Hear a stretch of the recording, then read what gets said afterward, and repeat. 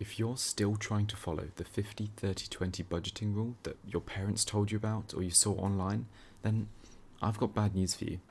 It's 2026. Student rent is higher, groceries are crazy, and meal deals cost more than ever before. The broke student lifestyle isn't a rite of passage, it's simply a lack of a system. Today, I'm going to show you the exact framework we use at the Minted Undergrad to stay out of the overdraft without sacrificing your social life. Let's build the ultimate 2026 student budget. At the Minted Undergrad, we use the 60-25-15 budget.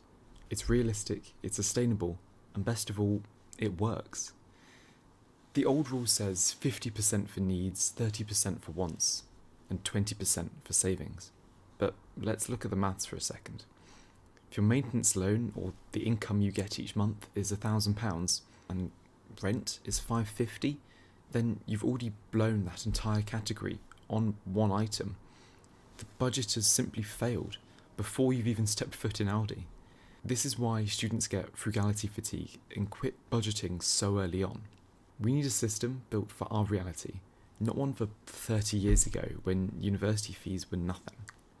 Now, our budget, I've been using the whole time I've been at university, and not once have I had to go into my overdraft or used a credit card that I couldn't afford to pay off.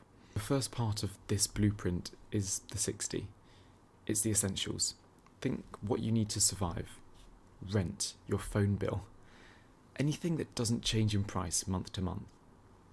You set this money aside and use it to pay for those expenses when they come along. The next part is the 25. This is your discretionary spending, the vintage clothing you've been after, a treat from the shops, a coffee before your lectures.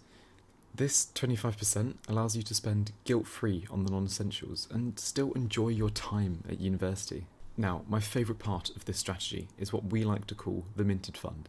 It's that final 15%. It's your future. 15% of every pound you receive goes into either a high-yield savings account or investments in a stocks and shares ISA. And by the time you graduate, you won't just be starting a new career, you'll have a net worth. This Minted Fund is the best way to save towards a holiday with friends, presents, and crucially, your future. With houses being as expensive as they are, starting early gives you a real shot at being able to afford a down payment without going into crippling debt. Now, I don't expect you to do this maths every day, because I've already done it for you. This is the Minted Vault, your new command centre for money. And the best part? Well, look at this box. It's your daily spend limit. The Vault automatically calculates how much you can spend today, guilt-free, based on what you spent yesterday. If you stay under that number, you're winning, and doing better than 90% of our fellow students. Now, you don't have to stick to these numbers exactly. If your first year accommodation is overpriced and a bit over that 60% budget, then it's possible to switch to 65%, but the money's got to come from somewhere. And your lifestyle spending must be cut back as a result, because the investments are your future, and you can't simply cut them. And now, I'm not selling this budget, I'm giving it away to you for free. Now, if you want to join me and many others in beating debt in 2026, get the Minted Vault and the 30-day setup guide with just 3 simple clicks. Then head to the description or the pinned comment and join the newsletter, and the first email you get will give you access to the Vault and our free budget planner.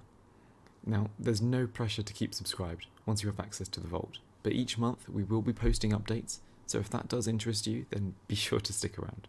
Being minted isn't about how much your maintenance loan is, or how much hits your account on a monthly basis. It's about how you use it. So subscribe, join our community, and let's get minted together.